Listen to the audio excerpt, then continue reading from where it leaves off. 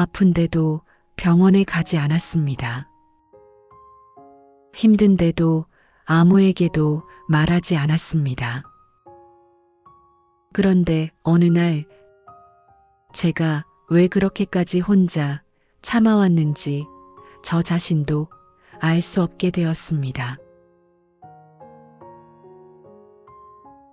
아프면 병원을 가야 한다는 걸 저도 모르는 건 아닙니다. 뉴스에서도 주변 사람들 입에서도 몸이 보내는 신호를 무시하지 말라는 말은 이미 수없이 들었습니다. 정기검진 날짜도 알고 있었고, 어디가 어떻게 아픈지도 제 몸은 이미 충분히 알려주고 있었습니다. 그런데 이상하게도 제 몸이 망가질수록 제 입은 더 단단해졌습니다. 통증이 심해질수록 말은 줄었고, 설명해야 할 것들이 많아질수록 아예 입을 열지 않게 되었습니다. 누군가 물으면 저는 늘 같은 말만 했습니다. 괜찮습니다. 그 말은 사실 괜찮다는 뜻이 아니었습니다. 아프다는 말을 꺼냈을 때 따라올 질문들, 걱정하는 얼굴들, 혹시라도 누군가의 하루를 무겁게 만들어버릴까봐 미리 닫아버린 문이었습니다. 그래서 저는 약을 챙겨 먹고 잠을 조금 더 자면 괜찮아질 거라 스스로를 설득했습니다.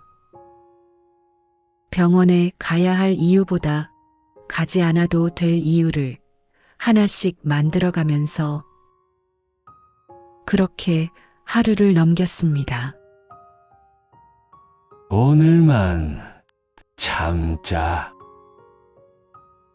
내일은 좀 나아지겠지. 그 말들로 저는 또 하루를 버텼고, 그 하루는 어느새 며칠이 되고 몇 달이 되었습니다. 아픈 몸보다 더 무서웠던 건 제가 아프다고 말하는 순간 이제는 누군가에게 기대야 하는 사람이 될 것 같다는 생각이었습니다. 그래서 저는 오늘도 같은 말을 꺼냈습니다. 괜찮습니다. 그 말 하나로 제 몸을 설득하고 제 마음을 눌러 하루를 또 넘겼습니다. 젊을 때부터 저는 아픈 티를 내는 사람이 아니었습니다.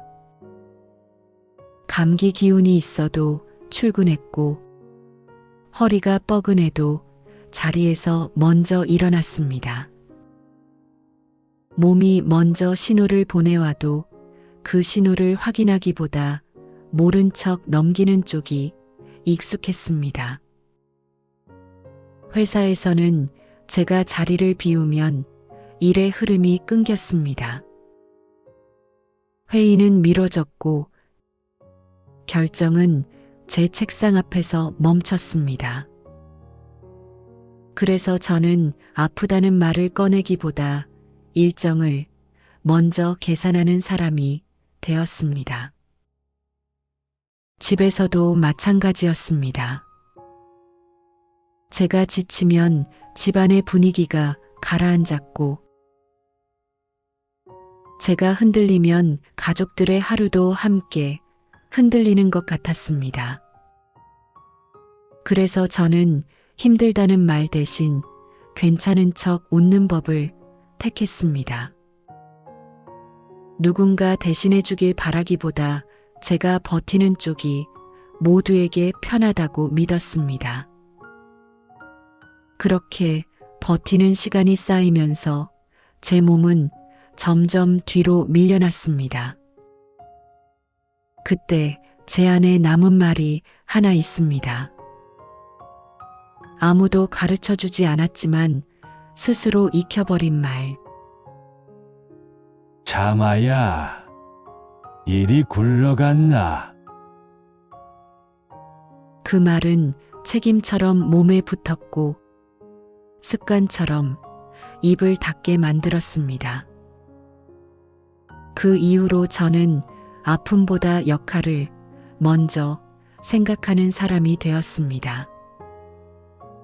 은퇴하고 나서는 삶이 눈에 띄게 조용해졌습니다. 아침에 눈을 떠도 누군가를 서둘러 만나야 할 이유가 없었고, 하루 일정표는 텅 빈 칸으로 시작했습니다.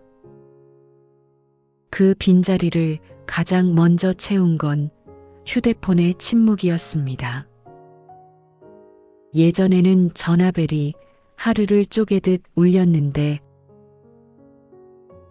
이제는 하루가 지나도 화면이 켜질 일이 드물었습니다. 대신 약통만 하나둘 늘어 식탁 한쪽을 차지했습니다. 병원에 가야 한다는 생각은 자주 들었습니다. 증상을 검색해보고 진료 과목도 찾아보고 병원 예약 화면까지 여러 번 열어보았습니다. 하지만 매번 마지막 버튼 앞에서 손이 멈췄습니다. 괜히 유난 떠는 건 아닐까? 이 나이에 이 정도는 다들 참고 사는 거 아닐까? 괜히 말 꺼냈다가 아이들 하루를 망치는 건 아닐까? 그런 생각들이 화면 위로 겹쳐 올라왔습니다. 아픔보다 먼저 떠오른 건 걱정이었고, 걱정보다 먼저 떠오른 건 남의 얼굴이었습니다. 연락을 하면 설명해야 할 것들이 생길 것 같았고, 그 설명이 또 다른 책임이 될 것 같았습니다. 그래서 저는 차라리 아무 말도 하지 않는 쪽을 택했습니다. 그렇게 예약 화면을 닫고 휴대폰을 내려놓고 아무 일 없다는 듯 하루를 이어갔습니다. 그 생각이 제 손가락을 멈추게 했고, 그 멈춤이 하루를 또 지나가게 만들었습니다. 저는 사실 통증을 참는데 익숙한 사람이 아니었습니다. 아프면 얼굴에 먼저 티가 나는 편이었고, 몸이 불편하면 그걸 숨기지 못하는 사람이었습니다. 조금만 무리가 와도 숨이 가빠졌고, 잠을 설치는 날도 많았습니다. 그래서 저는 알고 있었습니다. 제가 잘 참는 사람이 아니라는 걸요. 그런데도 제가 계속 참아온 건 통증이 아니었습니다. 제가 참은 건 누군가에게 손을 내미는 순간 제가 작아질 것 같은 기분이었습니다. 도움이 필요하다고 말하는 순간, 지금까지 버텨온 시간들이 한꺼번에 무너질 것만 같았습니다. 누군가를 부르면 제가 짐이 되는 것 같았습니다. 상대의 하루를 멈추게 하고 괜히 걱정을 얹어주는 사람이 될 것 같았습니다. 그래서 아픔이 올라올수록 입은 더 다쳤습니다. 몸은 도움을 원했지만 마음은 끝까지 버티라고 말했습니다. 참는 게 강해서가 아니라 부탁하는 내가 너무 초라해 보일까봐 그게 더 아팠습니다. 문득 오래전 일이 떠올랐습니다. 아이가 아직 어릴 때였습니다. 그날은 아침부터 몸이 이상했습니다. 열이 오르내렸고 손발이 떨려 수저를 제대로 쥐기도 힘들었습니다. 이불을 덮고 잠깐만 누워있고 싶었지만 부엌에서는 밥 지을 시간이 다가오고 있었습니다. 결국 저는 몸을 일으켜 아내가 차려놓은 식탁 앞에 앉았습니다. 냄비에서 김이 오르고 국을 저을 때마다 팔에 힘이 빠졌습니다. 이마에서는 땀이 흘렀지만 출근 시간은 평소처럼 다가오고 있었고 제 몸 상태는 그 흐름 속에서 자연스럽게 밀려났습니다. 그 모습을 보던 아내가 조심스럽게 말했습니다. 당신 병원 가요. 그때 저는 괜히 더 밝게 웃으며 대답했습니다. 괜찮아. 내가 안 하면 누가 해. 그 말은 상황을 넘기기 위한 말이었지만 이상하게도 그 뒤로 제 안에 남았습니다. 그날만의 말이 아니었습니다. 아프다는 말을 삼키는 법, 힘들어도 웃는 법, 몸보다 역할을 먼저 챙기는 법을 그날 이후 조금씩 익혀갔습니다. 그렇게 저는 아픈 사람이 아니라 아프지 않은 척하는 사람이 되었고 언제부터인가 안 아픈 사람처럼 사는 법을 배우게 되었습니다. 어느 날 오후 약을 사러 나왔다가 약국 앞 의자에 잠깐 앉아 쉬고 있었습니다. 계단 몇 개를 내려오는 것만으로도 숨이 가빠졌고 다리에 힘이 풀려 잠시라도 앉지 않으면 안 될 것 같았습니다. 사람들은 바쁘게 오갔고 저는 그 흐름에서 살짝 비켜 의자에 몸을 맡겼습니다. 그때 약사님이 문을 나서다 말고 제 쪽을 한번 훑어보았습니다. 괜히 시선을 피하려 했는데 조용히 다가와 이렇게 물었습니다. 어르신, 혹시 오늘 혼자 오셨어요? 말투는 조심스러웠고 목소리도 낮았습니다. 정말 별 뜻 없는 질문처럼 들렸습니다. 그런데 이상하게도 그 한마디가 가슴을 깊숙이 찔렀습니다. 아프냐는 질문도 아니었고 괜찮냐는 말도 아니었는데 혼자라는 단어 하나가 제 상태를 정확히 짚어냈습니다. 몸이 아니라 제가 서 있는 자리, 기댈 사람 없이 혼자 앉아 있는 지금의 모습. 그 순간 제가 얼마나 오래 혼자인 척 살아왔는지가 갑자기 또렷해졌습니다. 그래서 저는 대답을 바로 하지 못했습니다. 고개만 한번 끄덕였을 뿐인데 그 짧은 움직임에 지금까지 참고 있던 것들이 한꺼번에 몰려오는 것 같았습니다. 별말 아닌 질문이었지만 그날 그 단어는 제 마음을 정확히 건드렸습니다. 혼자라는 말이 제 상태를 딱 맞췄습니다. 그날 집에 돌아와 혼자 앉아 있으면서 처음으로 제 마음을 제대로 들여다보게 되었습니다. 그동안 저는 스스로에게 늘 같은 설명을 붙여왔습니다. 괜히 연락했다가 남의 시간을 빼앗는 건 아닐까? 내 사정 때문에 누군가를 곤란하게 만드는 건 아닐까? 그래서 참는 거라고, 그래서 말하지 않는 거라고요. 하지만 가만히 생각해 보니 그건 전부 겉으로 둘러댄 말들이었습니다.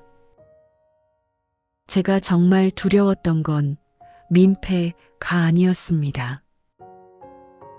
제가 무서웠던 건 용기를 내어 연락했을 때 화면에 아무 변화도 없는 그 순간이었습니다. 보낸 표시만 남아있고 답장은 오지 않는 시간. 그 침묵 속에서 저는 아마 이렇게 생각하게 될 것 같았습니다. 역시 나는 혼자구나. 그 결론을 확인하는 순간이 너무 두려웠습니다. 그래서 저는 차라리 아무도 부르지 않았습니다. 연락하지 않으면 기다릴 필요도 없고 기다리지 않으면 실망할 이유도 없으니까요.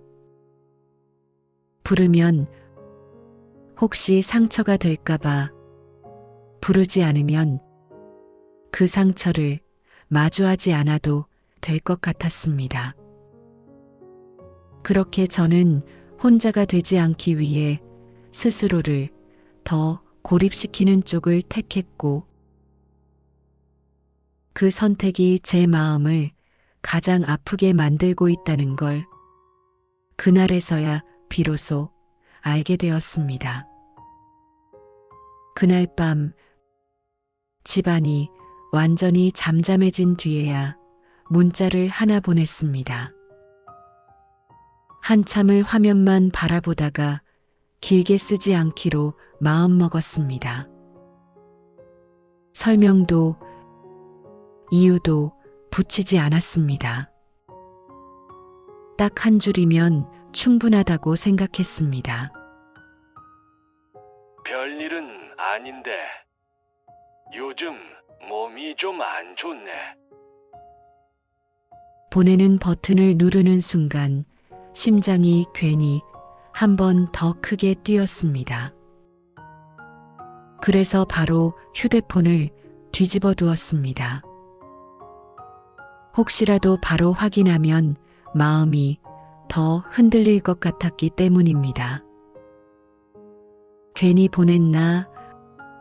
아무 대답이 없으면 어쩌나. 이제 와서 이런 말을 해서 부담이 되지는 않을까? 별 생각이 다 올라왔습니다. 그렇게 잠깐이었을 텐데 시간은 유난히 느리게 흘렀습니다. 그때 책상 위에서 진동이 울렸습니다. 잠시 망설이다가 천천히 휴대폰을 들었습니다. 답장은 길지 않았습니다. 왜? 이제야 말씀하세요. 내일 저랑 같이 병원 가요. 그 문장을 읽는 순간 눈앞이 잠깐 흐려졌습니다. 아프다는 말에 대한 답장이 아니라 혼자가 아니라는 확인처럼 느껴졌기 때문입니다. 그 한 줄에 저는 그동안 꽉 붙잡고 있던 숨을 그제야 천천히 내쉬었습니다. 몸보다 먼저 마음이 풀리는 순간이었습니다. 아프면 아프다고 말하는 건 제가 생각해왔던 것처럼 약해지는 일이 아니었습니다. 그동안 저는 아픔을 드러내는 순간 내가 무너지는 것 같았고 누군가에게 기대는 사람이 되는 것 같아 두려웠습니다. 그래서 참는 쪽을 선택했고 버티는 쪽이 더 어른스럽다고 스스로를 설득해 왔습니다. 하지만 돌아보니 그건 강함이 아니라 나를 뒤로 미루는 방식이었습니다. 몸이 보내는 신호를 무시하면서까지 역할과 체면을 먼저 챙기는 건 나를 지키는 일이 아니었습니다. 아프다고 말하는 건 도움을 구하는 행동이 아니라 내 상태를 인정하는 일이었습니다. 이제는 그걸 조금 알 것 같습니다. 그래서 저는 혼자 참는 사람이 아니라 조심스럽게라도 말할 줄 아는 사람이 되려 합니다. 크게 호소하지 않아도 좋고 길게 설명하지 않아도 괜찮습니다. 그저 지금은 좀 힘듭니다. 그 정도면 충분하다는 것도 이제는 압니다. 그리고 무엇보다 이런 생각을 해보게 됩니다. 사람이 제일 아픈 순간은 몸이 아플 때가 아니라 아플 때 불러볼 이름이 하나도 없다고 느껴질 때라는 걸요.